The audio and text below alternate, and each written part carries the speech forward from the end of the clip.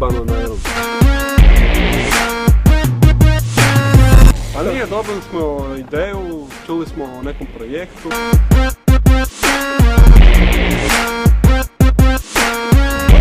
Daj baterije! Daj baterije!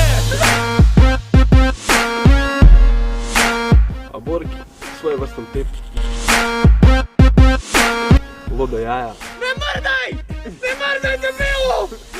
Pa, s komunikacijom sa dragim Burkijem došli do nekog onak glupog zaključka. Iz glupog zaključka se rodila brutalna ideja. Zato što su najbolji, zato što su najjači i... To bi nam bila jedna velika čast i veliko zadovoljstvo za te ljude napraviti. Jedino kje možemo reći da Tigrić čeka nešto posebno.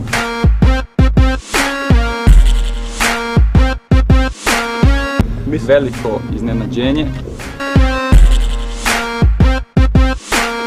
I ja sam se počeo baviti prvi tim jednom u prvom srednjem. Krajem 8. prvom srednjem.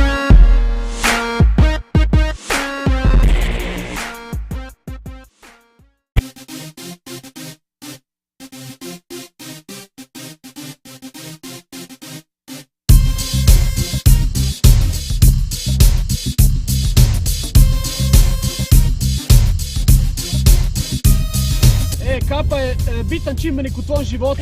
I onda se to njemu sviđa, rekao pa daj počni ovo ono, sve to može i tak malo po malo i eto.